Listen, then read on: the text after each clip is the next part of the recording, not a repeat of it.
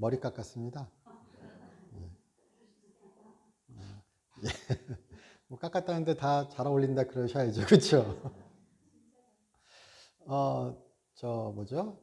일부 예배 때도 제가 잠깐 말씀드렸었는데요. 미장원 가서 이렇게 깎을 때, 예. 무슨 스타일로 원하냐고 이제 물어보잖아요, 보통. 근데 이제 저는 주로 제가 강대상에 올라오니까, 예. 목사 스타일로 깎아주세요. 이러긴 좀 그렇더라고요. 예. 물어봐도 오전에 예약하고 가니까 보통은 이제 나이 든 아저씨가 오전에 파마하려고 하면 뭐 하시는데 이 시간에 오세요? 꼭 물어봐요. 근데 목사예요? 이러기에는 참 솔직히 잘 안 나오거든요, 입에서. 목사예요? 파마 예쁘게 해주세요. 뭐. 예. 그래서 그냥 보통 얼버무리는데요. 얼버무리는데, 그래서 생각한 게, 은행원 스타일로 깎아주세요. 그랬거든요. 근데 반응을 보아하니 은행원 스타일은 아닌 것 같아요. 예. 제가 생각하는 은행원이나 뭐 이렇게 금융하시는 분들은 머리 이렇게 뭐라 단정하잖아요. 예. 그래서 최대한 비슷한 느낌으로 말씀드렸는데, 예. 그래도, 뭐라 그러죠? 그러니까 내가 얘기하는 것, 내가 또 바라는 것, 그리고 그것을 적용하여 나오는 것. 이것이 항상 일치하지는 않죠. 예. 그래서 그래도 저희가 그렇게 성경을 읽고 또 주님의 말씀에 따라 살고자 할 때 이왕이면이 아니라 우리 제 경우와는 좀 다르게 그래도 주님이 그렇게 원하시는 대로 기뻐하시는 방향으로 우리의 삶이 조정되어 가셨으면 좋겠습니다. 예. 그러니까 다른 건 분명히 틀린 거와 다른 건 분명히 다릅니다. 하지만 우리가 그 주님의 진리가 우리 가운데서 아름다운 모습으로, 선한 모습으로, 그렇게 기뻐하는 모습으로 우리 삶 가운데서 이렇게 조화롭게 다양한 모습 가운데 그것이 조화를 이루어서 우리 삶을 아름답게 수놓았으면 좋겠습니다. 예. 저희 크리스마스 이제 가까워오잖아요. 다음 주니까요. 성탄절 이제 제가 이번에도 한번 예전 이렇게 사진 한번 이렇게 머릿속에 한번 되살려 본 거죠. 그러면 저희 성탄절 하면 항상 끝나고 예, 식사 같이 하고 그래서 뭐 맛있는 음식 이렇게 같이 놓고 식사하고 사진 찍었던 것들이 생각이 나더라고요. 작년에도 그 얘기 했었고 예, 지금 2년이 이제 넘어가니까요. 예, 그래서 언제쯤 될까 이런 생각했었는데요. 그래도 이번에도 또 아마 오미크론 때문에 예, 오미크론이나 또 뭐 확진자가 많아져서 모임을 조심해야 하고 예, 그런 가운데 성탄절을 또 보내야 할 것 같습니다. 그래도 예배를 오시거나 못 오시거나 예, 그래도 주 안에서 주의 탄생을 그리고 그의 오심을 또 그가 다시 오심을 기억하는 우리의 성탄절이 되셨으면 좋겠습니다. 기쁨으로 준비하시는 기간이 되셨으면 좋겠습니다. 예. 그리고 이왕이면 교회 오셨으면 좋겠습니다. 예. 안 오시면 지옥 갑니다. 이런 말씀 못 드립니다. 그러나 이왕이면 기쁜 마음으로 오셨으면 좋겠습니다. 예. 그렇다고 또 못 오시는 분들을 믿음 없는 자 이렇게 말씀하지는 않으셨으면 좋겠습니다. 예. 우리에게 충분한 교양이 있죠. 예. 그리고 그것은 진리도 아니죠. 예. 우리가 본질적인 것에 대해서는 양보할 수 없습니다. 그러나 비본질적인 것에 대하여 싸우고 상처내고 이런다는 것은 또한 바른 신앙인의 모습은 아닐 겁니다. 오늘 히브리서 본문에서 그리스도로 충분하다 이 얘기할 때는 상당히 본질적인 것에 대한 이야기입니다. 오늘 이 본문은 양보할 수 없는 그리고 여기에서는 어떠한 반론도 기독교인으로서 그리스도인으로서 이 진리가 훼손되면 그것은 그리스도인이 아니다. 이것은 양보할 수 없고 어떻게 보면은 뭐 어떠한 첨가도 어떠한 변주도 허용되지 않는 그런 확고한 진리에 대한 싸움이 또한 오늘 히브리서 본문에 대한 이야기입니다. 그러니까 분명히 우리에게는 무엇이 지켜야 하는 것이고 무엇이 시대에 따라 문화에 따라 어떤 적용점을 달리할 수 있는 것인지 구별할 수 있는 지혜가 또한 하늘로부터 오는 그런 지혜가 우리에게 가득하시기를 주님의 이름으로 축원합니다. 예. 오늘 우리 본문에 제가 그 본문 말고 주보에 이렇게 보면은 유일한 길이신 그리스도 이렇게 돼 있죠. 그리고 히브리서 10장 10절 말씀, 오늘 마지막 말씀을 보시면요. 제가 한번 읽겠습니다. 이 뜻을 따라 예수 그리스도의 몸을 단번에 들이심으로 말미암아 우리가 거룩함을 얻었노라. 이런 표현이 있습니다. 그리고 17절 한번 보시면요. 그들의 죄와 그들의 불법을 내가 다시 기억하지 아니하리라 하셨으니 이것들을 사하셨은즉 다시 죄를 위하여 제사 드릴 것이 없느니라. 그러니까 이 구절만 보더라도요. 이 구절만 보더라도 오늘의 본문의 주된 논점은 무엇인가? 제사가 필요한가, 필요하지 않는가. 그러니까 예수께서 죽으시고 그가 피 흘리시고 그리고 하나님께서 그를 일으키시고 그가 하나님의 그 보좌 우편으로 승천하셔서 승귀하셨을 때 그 십자가의 사건, 그의 죽으심과 부활하심과 그 승천의 그리고 재림의 약속이라는 그 사건 가운데서 제사는 필요한가 필요하지 않은가에 대한 어떤 충돌의 이야기가 히브리서의 오늘 본문의 이야기입니다. 그런데 히브리서 기자는, 히브리서를 쓴 분은 그렇게 이야기합니다. 예수의 피는, 예수가 흘린 그 보혈은, 그의 죽음은 제사의 역할을 다했다. 예수가 십자가에 죽으신 사건은 단 한 번 역사에 일어나는 사건이고, 지금 우리식으로 표현한다면요. 예수님이 십자가에서 계속 죽으실 수는 없죠. 한번 생각해 보세요. 그러니까 제사가 왜 필요 없는가에 대해서 이야기를 하면서 그 상황 가운데 얘기하는 것 중에 한 가지가, 그러니까 이 오늘 우리 본문에 어떤 주된 쓰여진 목적 중에 한 가지가 그리스도인들이 새로 예수님을 믿은 사람들이 다시 예전 유대교로 돌아가고자 하는 어떤 그 조짐이 있었던 겁니다. 그리고 실제 현실로도 예수님을 믿으면서 그들이 생각하기에 그러니까 그들은 유대인으로 살아왔던 거예요. 그럼 유대인은 성전의 제사와 그런 그 유대교의 시스템에 아주 익숙해져 있던 사람들인 겁니다. 그들이 예수를 믿게 되고, 그에 대해 알아가고, 그러면서 쭉 그들의 믿음의 삶을 살아가는 가운데서도 어떤 충돌이 일어나게 되는 겁니다. 분명히 예수만으로 충분하다고 배웠는데, 예수가 모든 것을 이루셨다고 그들 가운데서 서로 인정하고 그가 구세주이며 그가 모든 것을 성취하셨다. 이것에 대해 동의하였지만 실제 삶을 살아가다 보니 뭔가 부족한 듯 느껴졌던 거죠. 혹은 여전히 유대인으로서 남아있는 유대교의 신앙을 갖고 있는 사람들이 그들과 계속 교류하죠. 그러니까 얘기하는 겁니다. 아니, 어떻게 제사를 안 드릴 수 있어?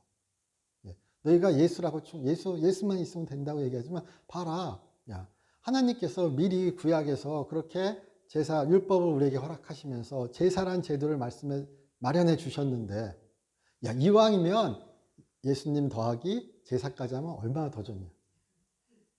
굳이 왜 성경에 나와 있는 그 제도를 빼?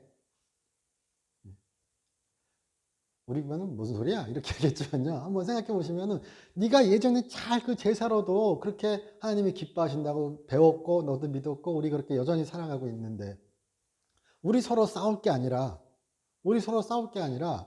예수도 인정하고 제사도 인정하면 얼마나 아름다운 모습이에요. 우리도 한번 좀 다른 비유가 될 수도 있지만요. 자, 우리가 만일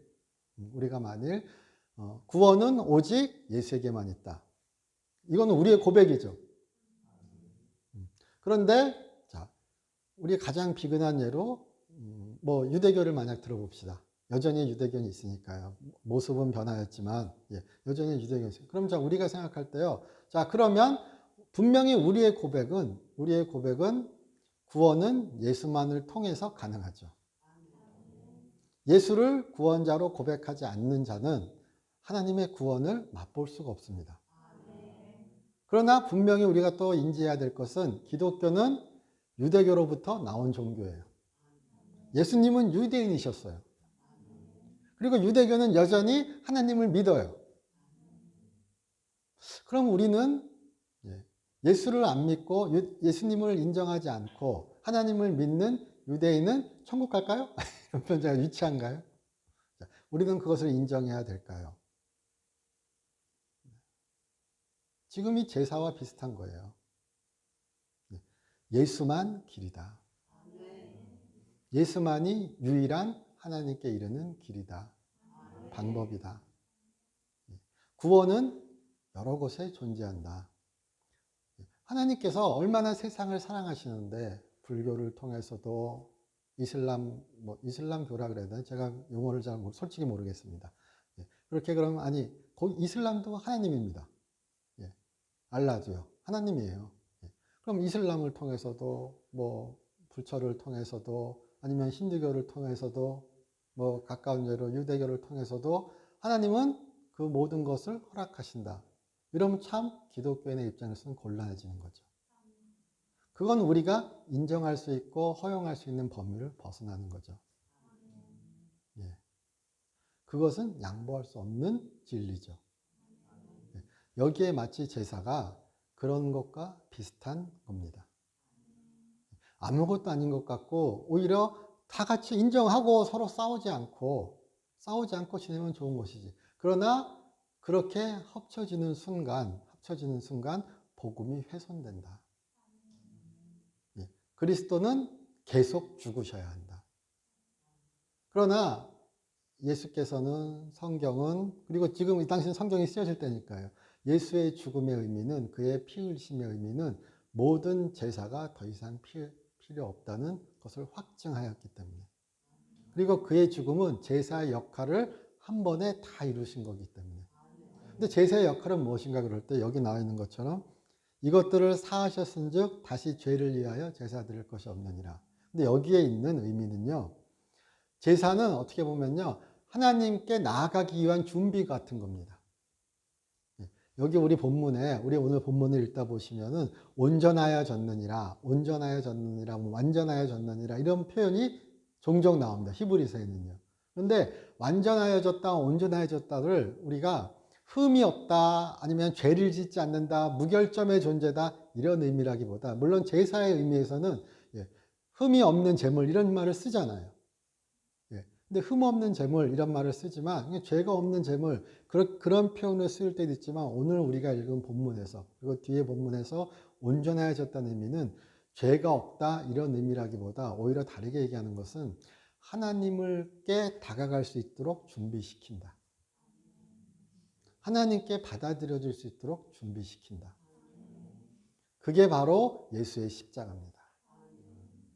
그의 보혈입니다. 그를 주로 고백하고 그를 힘입어 살고자 하는 하나님의 구원받은 백성들에게서 제사란 것이 왜 의미가 없냐고 얘기할 때 제사는 어떻게 말하면 하나님께 받아들여질 수 있고 하나님께 나아가기 위한 하나님께서 주신 한 방편이었던 것입니다. 그들의 죄로 인하여 하나님은 하나님께 다가가기 위해서는 하나님께 허락받기 위해서는 죄가 씻겨져야 돼요. 준비돼야 돼요. 그러니까 그런 시스템의 방편으로서 제사를 허용하신 거예요. 근데 제사가 씻어주는 게 아니라 하나님이 너희가 이런 행동을 하면 내가 은혜 가운데 그것을 봐주겠다. 어떻게 보면요. 내가 받아주겠다 이렇게 말씀하셨던 거예요. 그런데 하나님이 새로운 방법을 주신 거예요. 그러니까 히브리서 기자의 눈으로 볼 때는요. 새로운 방법이 나왔으니 예전 방법은 사용하지 말아라. 예전 방법은 또한 매년 그러니까 이스라엘의 제사 제도에 있어서는요. 매일 드리는 제사가 있고 연중에 한 번 드리는 제사가 있습니다. 그래서 매일 드리는 제사는 하루에 2번 아침과 저녁으로 이렇게 드리고 번제, 속제제, 여러 가지 속건제들 여러 가지 종류의 제사들이 있습니다. 화목제 이런 식으로요. 그리고 1년에 한 번 드리는 제사는 대속제이라 그래서 전 민족의 어떤 죄를 고백하고 그 씻김을 약속받는 혹은 간구하는 제사가 있습니다. 근데 그것도 매년 새로운 죄가 쌓이고 매년 새로운 죄의식이 생기기 때문에 그리고 그들조차 알지 못하는 죄가 반역죄가 쭉 있기 때문에 그렇게 대속죄를 따로 마련하여서 1년에 한 번 금식하고 그렇게 아사살의 염소 얘기가 나오면서 그렇게 하나는 성전에서 제사 드리고 또 한 마리는 이렇게 아사슬의 염소라 그래가지고 광야로 이렇게 내보내는 그런 제사 제도를 했다는 것입니다. 그런데 예수께서 죽으시고 부활하시고 그 사건을 통해서 제사 제도를 바라보니 이제 제사는 필요가 없는 거예요. 그러니까 지금 이 히브리서도 그렇고요. 우리 성경의 모든 이야기들은 예수님의 사건을 중심으로 두고 예전 이야기를 바라보는 거예요. 네. 순차적으로 쭉 따라와서도 읽을 줄 알아야 되지만 예수님의 사건을 중심을 두고 구약의 이야기를 바라볼 줄도 알아야 되는 거예요. 네. 내가 이 사건을 보니 구약의 이 의미는 지금은 충분한 그런 뜻이 안 되는구나. 이것은 지금 예수가 계시니 지금 우리에게는 이것은 지나간 이야기가 되겠구나. 모든 율법이 폐기됐다는 것이 아니라 아주 직접적으로 말하는 것입니다. 제사 제도는 예수의 십자가 사건으로 인하여 이제는 소용을 다한 것이다. 그가 드린 그 마지막 제사였다. 그가 드린 마지막 그 제사가 모든 구약의 제사를 이런 표현이 적절할지 몰라도 완성시킨 것이다. 그의 피는 시간을 초월하여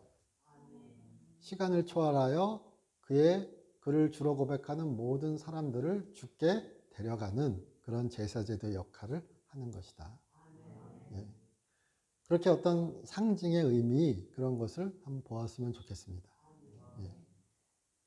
그러니까 우리가 예배드림으로써 제사 드린다 이런 의미도 하지만요. 그러니까 이 제사라는 것은 다른 것이 아니라 하나님께 하나님께 용납되기 위한 구약 백성들의 하나님께 용납되기 위한 한 방편이었다. 이렇게 생각하면 가장 편합니다. 제사를 드려야 내 죄가 하나님의 은혜로 씻겨질 수 있는 거예요. 기억되지 않을 수 있는 거예요. 내가 하나님 앞에 제사 드릴 수 있고 기도할 수 있고 그렇게 받들 수 있도록 준비될 수 있는 거예요. 그게 제사입니다. 그런데 그런 모든 것을 예수님이 해주셨다는 거예요. 그의 죽으심은, 그의 부활하심은 그 모든 것을 가능케 한 역사적 사건이었다는 것입니다. 그러니까 이거는 양보할 수가 없는 얘기잖아요. 그래서 좀 제사 좀 드리면 어때? 드리세요. 그런데 그 제사가 예수의 십자가를 부정하는 한 이거는 양보할 수 있는 문제가 아닌 게 되는 겁니다. 그러니까 그것이 제사의 모습이건 아니면 다른 모습이건 만일 우리가 우리의 삶 가운데서 예수의 십자가를 더럽힌다거나 예수의 십자가를 부정한다거나 예수의 십자가를 예수의 십자가를 뭔가 부족한 것으로 만든다는 것이 있다면 그것은 분명히 우리가 배격해야 될 것입니다. 그러나 지혜롭게 예수님의 방법으로 그가 기뻐하시는 방법으로 지혜롭게 우리가 거부할 수 있었으면 좋겠습니다. 저희 오늘 본문 한번 보겠습니다. 10장 앞에 부분입니다. 여기 보시면 10장 1절 율법은 장차올 좋은 일의 그림자일 뿐이요 참 형상이 아니므로 해마다 늘 드리는 같은 제사로는 나은 자들을 언제나 온전하게 할 수 없느니라. 그래서 이 온전하게라는 표현을 그렇게 온전하게를 흠이 없는 존재, 막 죄를 안 짓는 존재 이런 것이 아니라 그리고 우리도 지금 다 한번 생각해 보세요. 자, 예수님 믿죠? 성령의 사람이죠. 네, 죄 안 지으세요? 아멘. 이 얘기는 아멘이 안 나와요. 그렇죠? 우리 모두 또한 죄의 유혹에 그리고 죄가 우리 가운데서 또는 외부로부터 오는 죄가 우리를 붙잡죠. 그걸 또한 부정할 수 없죠. 그러니까 여기 온전함이라는 것을 의미는 아까 말씀드린 것처럼 죄가 없다, 죄를 짓지 않는다 이 의미로 받아들이지 않으셨으면 좋겠습니다. 이건 마치 그런 것 같은 겁니다. 죄 있는 자가 하나님께 어떻게 가겠어? 근데 그러니까 하나님은 제사를 준비해 주셨어. 죄 있는 자가 어떻게 하나님께 받아들일 수 있겠어? 그러니까 하나님은 예수님을 보내셨어. 그런 어떤 상징의 의미로 그런 면에서 그렇게 온전한 얘기를 받아들이셨으면 좋겠습니다. 예. 그렇지 아니하면 섬기는 자들이 단번에 정결하게 되어 다시 죄를 깨닫는 일이, 죄를 깨닫는 일이란 말이, 그래서 죄를 깨닫는 일, 이게 좀 직역인데 좀 어려운 단어가 됩니다. 왜냐하면 죄를 깨닫는 일보다 조금 우리가 편하게만 인식한다면 죄책을 인식하는 것, 죄의 짐을, 아, 이 죄가 나를 하나님으로부터 멀어지게 하는구나. 이 죄 때문에 하나님이 나를 보지 않으시는구나. 그런데 그 가교를 예전에 만일 제사였다면 지금은 예수께서 하신다. 그러나 이 제사들은 해마다 죄를 기억하게 하는 것이 있나니 이는 황소와 염소의 피가 능히 죄를 없이 하지 못함이니라. 우리 또 히브리서 보시면요, 그 앞에는 피 흘림 없이는 죄 사함이 없느니라 그랬거든요. 그러니까 상황 따라 말이 이렇게 조금씩 그 변동이 되는 겁니다. 너무 문자적으로 보지 않으셨으면 좋겠습니다. 염소와 예수의 피는 죄를 씻게 한다 그럴 때요. 염소의 피와 이 얘기는요, 이게 딱 비교하시면요, 그 시절에도 그 피는 하나님께서 허락하셨기에, 하나님이 허락하셨기에 힘이 있었습니다. 그러나 그것은 순간적이고 그것은 일시적인 작용을 하는 것이었습니다. 그러나 예수는 전혀 다른 희생제물이시고 전혀 다른 대제사장이시고 그는 전혀 다른 분이시기에 그가 드린 제사는, 그가 올린 제사는 전혀 새로운 의미를 우리에게 가져왔다. 이렇게 얘기하는 겁니다. 그래서 5절에 그러므로 주께서 세상에 임하실 때 이르시되 하나님이 제사와 예물을 원하지 아니하시고 오직 나를 위하여 한 몸을 예비하시도다. 번제와 속죄제는 기뻐하지 쭉 예전 제사 제도에 대해 얘기하면서 이거 시편 40편의 이야기지만 우리 대표적으로 항상 그 제사 얘기 나올 때 끊임없이 재생산되는 이야기 중에 한 가지는 사무엘상 15장의 이야기입니다. 다윗 왕과 사울 왕 이야기하면서 사울 왕이 이방 민족과 전쟁을 하면서 모든 그 전리품을 다 태우라 그랬거든요. 번제로 바치라 그랬습니다. 그런데 그 전리품을 일부 놔둔 거죠. 그래서 그게 걸렸어요. 그때 사울 왕이 얘기합니다. 그 전리품 중에 제가 뭐 좋은 거든 나쁜 거든 따로 모아놓은 거 제가 예물로 희생제물로 바치겠습니다. 그러니까 선지자 사무엘이 얘기하는 겁니다. 제사보다 순종이 낫다고요. 근데 그가 제사하려고 놔뒀겠어요? 실질적으로요? 왜 대답이 없으세요? 아, 제사하려고 놔뒀는데 하나님이 그 마음을 모르세요? 제사할 마음은 솔직히 없었겠죠. 그냥 욕심이 들어서 놔둔 거예요. 그것을 그가 우리가 교원 영색이라 그러죠. 그럼 좀 비슷한 얘기는 아니지만 그렇게 그의 혀로 치장하는 거죠. 내가 하나님께 제사 드리려고 했다고요. 하나님은 태우라 그러셨죠. 근데 그는 하나님께 제사 드리려고 남겼다 그러죠. 그러면은 우리가 다 알죠. 그가 남긴 목적은 하나님께 제사 드리기 위함이 아닌 것을요. 그러니까 그 상황을 모르고 우리가 제사보다 순종이 낫다 그럴 때, 아, 그럼 순종해야지. 제사가 뭐가 중요해. 그 얘기가 아니죠. 순종하는 자가 제사를 드리는 거죠. 순종하는 자가 기뻐하는 제사를 드리죠. 제사와 순종이 분리된 게 아니라 제사와 순종이 같이 가는 거죠. 그 얘기인 거죠. 제사는 따로, 순종은 따로. 이거는 마치 믿음은 따로, 행위는 따로.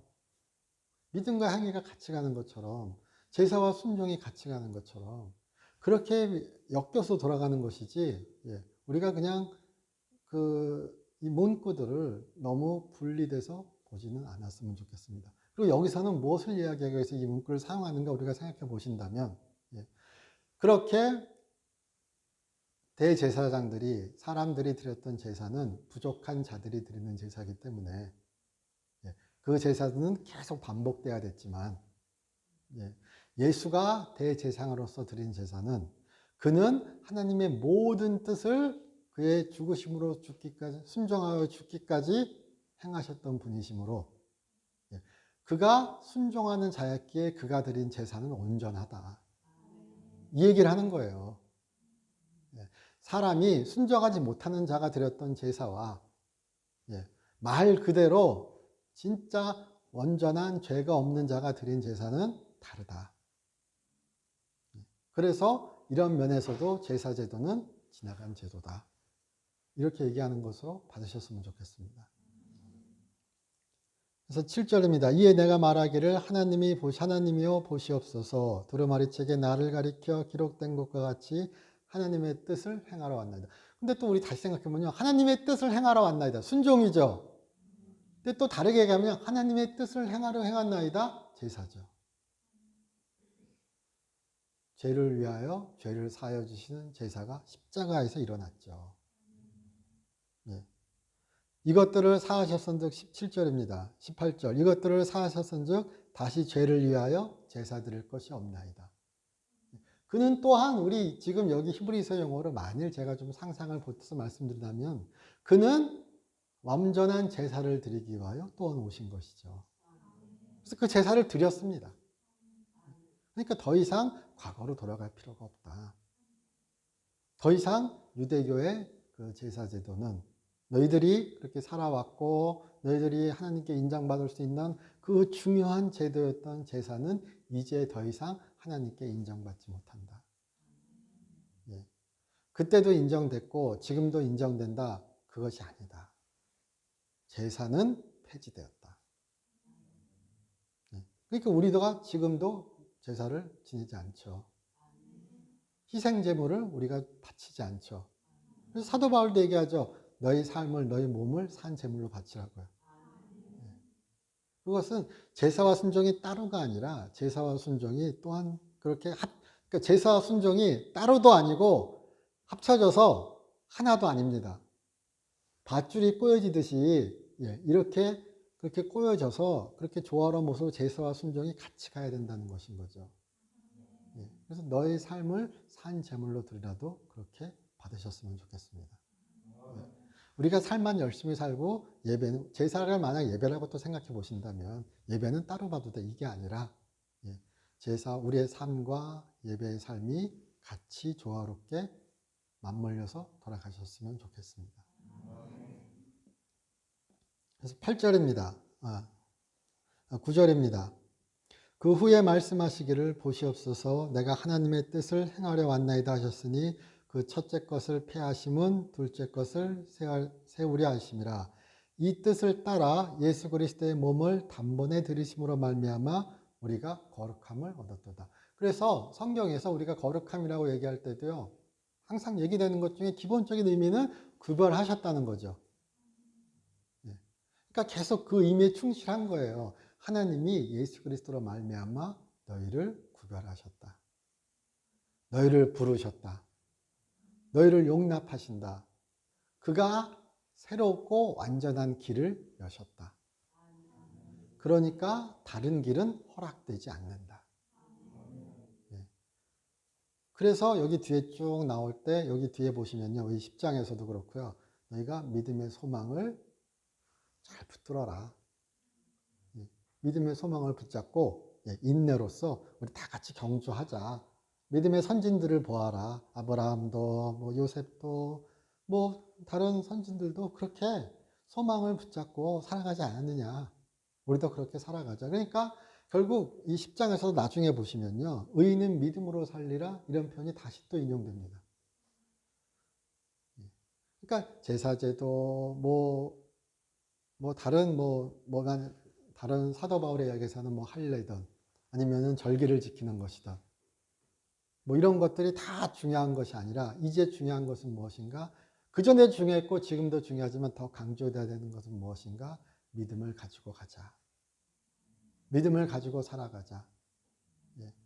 제사 제도는 예수가 온전히 완성시키셨고 그의 한 번의 제사가 이제는 영원히 지속되므로 우리는 예수로 말미암아 하나님께 나아갈 수 있다. 그러니 희생 제물이 아니라 믿음을 가지고 그에게 나아가자. 믿음을 포기하지 말아라. 예, 그가 기뻐하시는 것은 너희의 믿음이다. 또 이렇게 받아들일 수도 있을 것입니다. 우리가 성탄절 또 그렇게 주의 재림, 이 대림절 넷째 주를 보내시면서 그에게 내가 무엇을 가지고 갈까? 예, 내가 무엇을 가지고 주를 기념할까? 기다릴까? 이렇게 생각하셨을 때 예, 믿음을 가지셨으면 좋겠습니다. 표현이 좀 이상한가요? 다 우리 갖고 있는데. 그런데 그래도 그 믿음이 우리 안에서 자라고 믿음이 우리 안에서 든든하여지고 예, 그렇게 서로의 믿음이 엮여서 예, 구원의 아름다운 모습이 교회 안에서 세워지기를 주님의 이름으로 축복합니다. 예. 저희 교회에 요즘 좋은 일 너무 많습니다. 예. 그것도 구원의 한 모습이죠. 예. 예. 요즘은 광고의 시대라 그러죠. 예. 없는 것도 광고하는 판에 예. 없는 것도 광고하는 판에 있는 것도 광고하지 못하면 그것도 참 글쎄요. 예. 근데 예. 이번 주에도 지금 저희 철야 예배 때 예. 철야 예배 때 그렇게 계속 기름 부어 주시고 예. 그래서 예. 제가 저희 철야 예배 드린 인원 중에 예. 반이 기름 부음 받으셨습니다. 예. 그래서 또 예. 저기 계시네요. 유경수 집사님. 예. 저는 얘기도 솔직히 못 들었거든요. 이렇게 아프시다고. 근데 저번에도 이렇게 예배 후에 기도 후에 손가락에 류마티스 맞나요? 예. 손가락에 너무 아팠는데 그거 이제 안 아프시거든요. 그래서 우리 간증도 했었습니다. 근데 이번에 또 허리가 아프죠. 등이랑 이렇게 너무 아프셔가지고 일하시는데 계속 무리가 오니까요. 예. 그래서 진통제 드시면서 막 고민하셨는데 예. 안 아프시대요. 예. 기도하시는 가운데 이렇게 등을 펴주시고 예. 이렇게 이러고 다니셨는데 이게 쓱 펴진 거예요. 예. 신기하죠. 예. 얘기도 안 하고 기도는 하셨을까요? 제가 궁금한 건 그겁니다. 이것 좀 고쳐주세요. 기도하셨을까요? 진통제만 열심히 드셨을까? 예, 제가 안 물어봤습니다. 예, 확인된 것만 이야기합니다. 예, 그런데 그렇게 주님께서 예, 또 우리 다른 이야기도 많이 있습니다. 박혜선 집사님도 그렇게 점점점 허리가 펴지고요. 등이 펴지고요. 이렇게 굽어있던 이 목이 이렇게 튀어나왔던 목에 이런 것들이 사라지고요. 예, 식사도 제대로 못 하셨는데, 예, 그렇게 이제는 식사도 제대로 하실 정도로. 그러니까 더더욱 소망을 가질 수 있죠. 예, 소그렌 증후군이랑 소그렌 증후군은 면역질환이라고 얘기하는데, 그것과 상관없이 열이 있어서, 미열이 있어서, 예, 원인 불명의 미열이라고 합니다. 예, 원인 불상의. 그런데 그렇게 고쳐주시는 하나님을 보아하니, 우리가 소망을 가질 수 있죠. 예, 제 어머니, 말기암입니다. 아, 그래도 뭐 잘 사세요. 예, 평생 이렇게 약 드신 적이 처음인 것 같습니다. 예, 그러나 소망을 가질 수 있습니다. 예, 그렇게 기도하시고 또 기도를 통하여 예, 뭐 약을 통하여 하나님의 구원은 예, 그의 치유는 다양하게 진짜 일어날 수 있습니다. 그러나 우리가 소망을 버리지 않는다면 예, 우리가 그에게 기도하신다면 예, 그는 그의 구원을 베푸시겠죠. 예, 그건 믿을 수 있죠. 예, 그리고 우리 교회에서 그런 일들이 지금 계속 일어나고 있으니까요. 예, 어떤 주는 박 집사님이, 어떤 주는 유 집사님이, 예, 어떤 주는 조 집사님이. 예, 지금 연속으로 막 일어나고 있습니다. 예, 그러니까 그렇게 또 기도하심으로써 예, 뭐 좀 시간이 남았군요. 예, 오늘 교회 이렇게 보시면은 또 배 집사님도 2년 내내 안 팔리다가 이제 팔린대요. 예, 스마트 팩토리라고. 예, 제가 예전 기억에 이거 팔리게 되면 회사에서 이거 팔리게 되면 제가 인센티브 왕창 받습니다 그랬거든요. 그래서 기도할게요 막 그랬어요. 그리고 코로나인 거예요. 예, 안 팔립니다. 예, 그래서 2년 내내 제가 물어보면 코로나래서 예, 그랬는데 여전히 코로나는 맹이지만 그래서 저는 그렇게 생각합니다. 예, 집사님도 노력하셨어요. 그러나 또한 교회에서 그렇게 같이 기도해 주시고 또 하나님께서 예수께서 그 길을 인도해 주시고 그렇게 해서 좋은 모습으로 되었음을 또한 믿습니다. 그럼 믿기 나름이죠. 이렇게 얘기하면 안 되죠. 여기 아멘하시면 어떡해요. 믿기 나름이죠. 이런. 믿기 나름이 아니라 그의 손길이 있음을 확신하는 거죠. 그리고 그가 대답해 주실 것을 소망하는 거죠. 그래서 그런 구원의 기쁨이, 은혜의 기쁨이 우리에게 가득한 연말이 연초가 되시기를 주님의 이름으로 축복합니다. 뭐 학원을 새로 여신 분도 있고요. 아들이 대입을 이제 또 뭐라 그러죠 이걸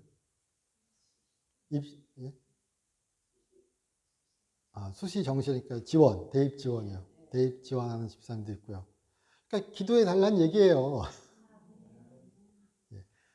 아닌 것 같아도요. 기도해 주시면 일어납니다. 제가 요즘 절실히 느낍니다. 그래서 이제 저도 설교를 좀 바꿔야 되겠어요. 기도하시면 됩니다요. 제 설교는 보통 기도하시면 알아서 해주실 겁니다. 이런 거였거든요. 한 발 물러난 태도. 근데 또한 느끼는 것이, 체험하는 것이 기도하시면 됩니다. 이것도 또한 보편적 진리임을 제가 요즘 다시 한번 체험합니다.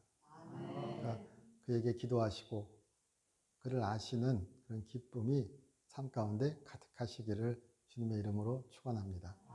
저희 기도드리겠습니다. 하나님 저희 사랑하여 주시고 인도하여 주심 감사드립니다. 주의 은혜가 저희에게 있음을 주가 유일한 우리의 길임을 우리 잊지 않게 하여 주시옵소서.